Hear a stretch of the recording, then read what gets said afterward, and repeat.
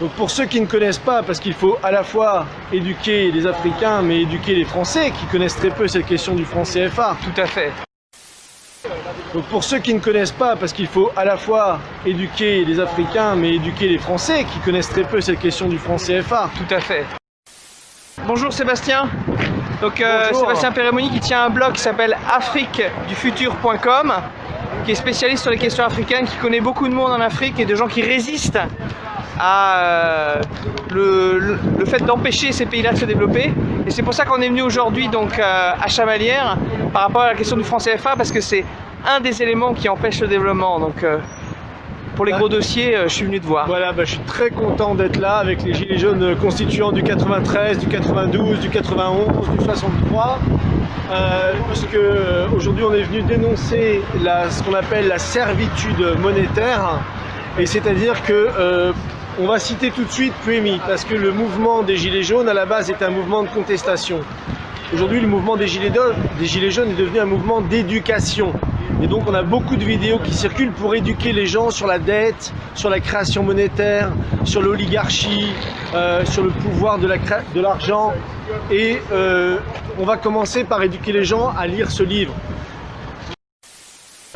Twinjang Puemi, en 1979, dénonçait déjà la servitude monétaire imposée par la France, le Trésor public français, la France-Afrique, sur les 14 pays qui sont concernés par le franc CFA. Et il disait à l'époque, en 1979, que la France, notre pays, le pays des droits de l'homme, était le seul pays à avoir réussi l'exploit de maintenir sa monnaie, et rien que sa monnaie, dans des pays politiquement libres. C'est-à-dire que des pays qui s'étaient battus pour leur indépendance, qui s'étaient battus pour leur souveraineté économique, pour se développer, pour se libérer de l'héritage colonial qu'ils avaient subi, accédaient enfin à l'indépendance et voulaient une indépendance monétaire. Le problème, c'est que, comme le dit Puemi à l'époque, ils n'ont pas eu l'indépendance monétaire. Il y a une servitude monétaire qui a été mise en place par le franc CFA, le franc de la communauté financière africaine, qu'on appelait à l'époque le franc des colonies françaises d'Afrique, donc ce qui était clair. Et il disait que la question monétaire était un phénomène social par essence, car qui ne contrôlait pas sa monnaie ne contrôlait pas sa politique. Ah oui. Et ce que disait Puemi en son temps, c'est que faute d'accorder justement à la question monétaire et à la souveraineté monétaire le droit qui lui revient, l'Afrique infligerait à ses enfants et à ceux qui n'étaient pas encore nés les pires atrocités. C'est ce qu'on voit aujourd'hui avec les pays d'Afrique de la zone francophone qui ne sont pas développés. Donc je vous invite vraiment à découvrir ce livre. Voilà, Monnaie, servitude et liberté, publié en 1979. Malheureusement, le professeur Puemi est mort assassiné dans des conditions extrêmement troubles en 1984. Voilà, c'est lui, Joseph Puemi, qui a été le précurseur, qui était de la Méditerranée. Voilà, économiste camerounais, qui a été un des premiers à comprendre le problème. Et il appelait le Fonds monétaire international le fonds de misère instantané. C'est-à-dire que tous les pays qui passaient sous les fourches codines du Fonds monétaire international étaient réduits à la misère. Donc pour ceux qui ne connaissent pas, parce qu'il faut à la fois éduquer les Africains, mais éduquer les Français, qui connaissent très peu cette question du franc CFA. Tout à fait. Franc CFA euro égale esclavage. Récupérons la planche à billets. Donc il y a un combat commun. Il faut savoir qu'aujourd'hui, on a 14 pays africains qui sont sous tutelle financière du Trésor public français. Ces pays sont les suivants: Bénin, Burkina Faso, Côte d'Ivoire, Guinée-Bissau, Mali, Niger, Sénégal, Togo, Cameroun, République centrafricaine, Congo. 200 millions de personnes qui sont sur curatelle financière, ce qu'on appelle une curatelle financière. Ils ne contrôlent ni leur monnaie, ni leur crédit, ni leur budget, ni leur déficit. C'est comme si, en France, voilà, quelqu'un possédait votre carte bleue et qu'il allait l'utiliser et vous donner 20 € ici, 20 € là pour pouvoir aller faire vos dépenses. Donc voilà la situation dans laquelle on se trouve. Avec des situations terribles. Par exemple, en France, il faut savoir que plus de 60% de l'électricité qu'on utilise vient de l'uranium du Niger, par exemple. Or, au Niger, aujourd'hui, on a 14% des gens qui ont accès à l'électricité. C'est-à-dire qu'il n'y a pas d'hôpitaux, les femmes accouchent de nuit, dans le noir, il y a beaucoup de mortalité infantile, etc. C'est-à-dire que cette politique du franc CFA a empêché les pays de se développer. Aujourd'hui, si la France veut retrouver l'estime d'elle-même, il faut qu'elle puisse combattre ce système. Et il en va que les Français et les Africains, il y a beaucoup de la jeunesse africaine est en train de se lever contre le franc CFA, mais elle a besoin de la jeunesse française qui, elle, souvent n'est pas au courant de ce système. Ça, c'est important. Voilà, la jeunesse française qui non seulement doit aider pour des questions d'ordre simplement de justice, de libérer ces pays-là de la curatelle financière, et comme tu le disais Yannick aussi, de se libérer nous-mêmes de la curatelle de l'euro. On a un ennemi commun, l'État profond, l'oligarchie financière. Elle n'a pas de frontières, elle est mondialiste, elle est aussi bien présente en Afrique que chez nous en Europe. Exactement, d'ailleurs, ce que dénonçait Chui Zhang Puemi sur le franc CFA, ça vaut aujourd'hui pour l'euro. Son existence à l'euro ou au franc CFA dépouille les États de leur souveraineté monétaire.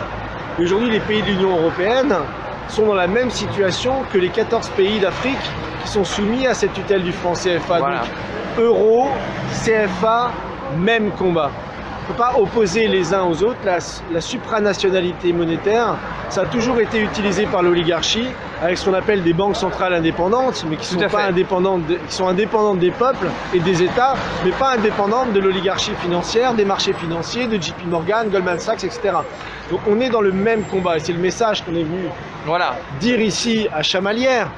Parce qu'il y a à la fois la Banque de France, je vais montrer d'ailleurs qui n'est plus nationalisée. Aujourd'hui, la Banque de France n'est pas nationalisée. Et à la fois la production du franc CFA, qui imaginerait que la monnaie de son pays soit fabriquée dans un autre pays? Ça n'existe nulle part.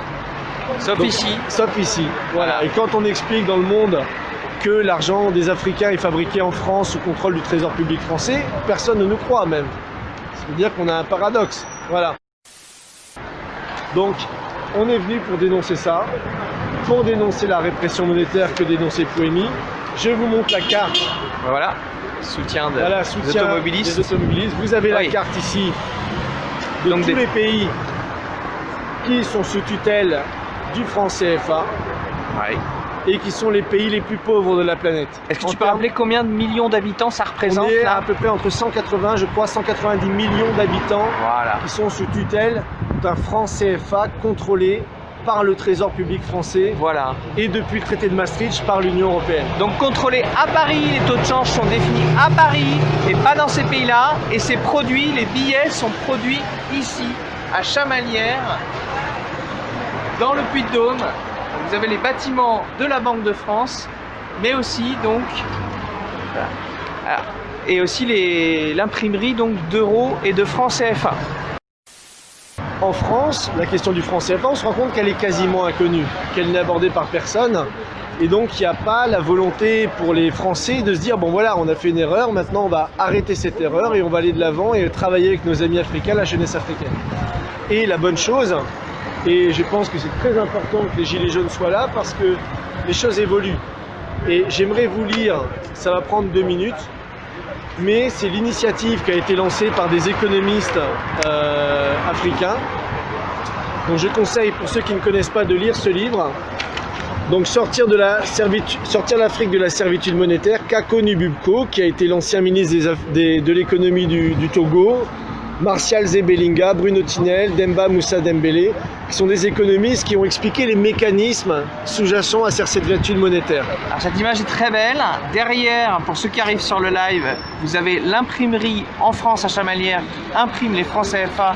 Et à Paris, les taux de change de cette monnaie qui concerne donc 100 millions, 150 millions d'habitants en Afrique sont définis à Paris contre leur développement. Et là, on brandit ça. Sortir l'Afrique de la servitude monétaire. Ça, c'est important. Voilà. Et donc, ces économistes, Kako Nububko et d'autres, viennent de organiser les premiers états généraux sur la question du franc CFA, donc au Mali. Donc, ils étaient tout un groupe d'individus.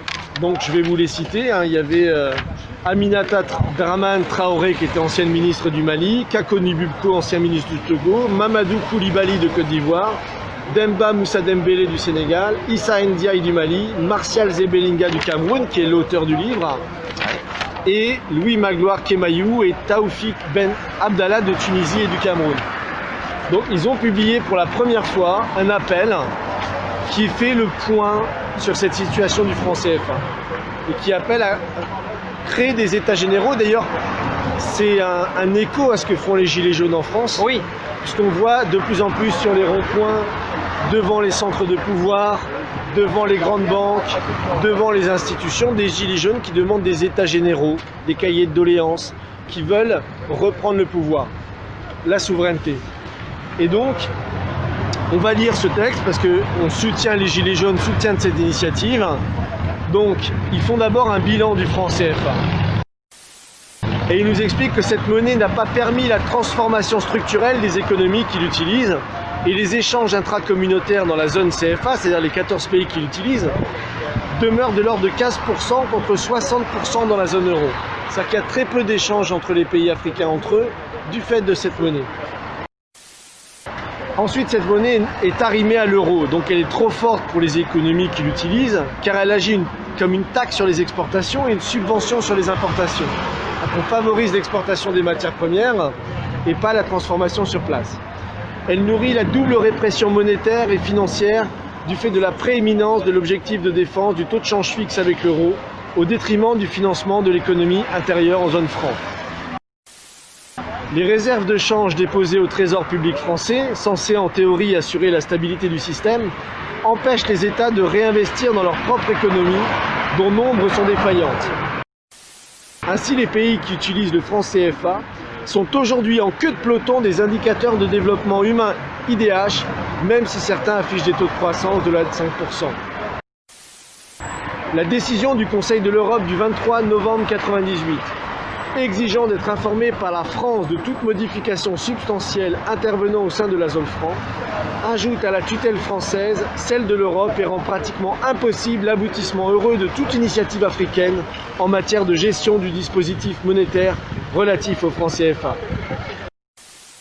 La convertibilité du franc CFA avec le seul euro favorise les entreprises européennes, notamment les grands groupes français, au détriment d'autres entreprises qui souhaiteraient investir en Afrique, ce qui en soi constitue un frein à la concurrence libre et non faussée, dont se targuent pourtant régulièrement la Commission de Bruxelles. Ça c'est bien envoyé, on renvoie les arguments des ennemis dans les dents. Dans les gencives, Bruxelles. Voilà. Enfin, cette convertibilité permet à une classe de nantis africains, parce qu'il faut aussi dénoncer les collaborateurs africains. Donc enfin, cette convertibilité permet à une classe de nantis africains de déposer leur pécule amassé, plus ou moins légitimement dans des banques européennes, sans réinvestir dans l'économie de leur propre pays, trahissant un manque de confiance dans l'avenir de leur pays, tout en se préparant en catimini un parachute doré dans les pays occidentaux. C'est ce qui a pu être appelé à juste titre la servitude monétaire.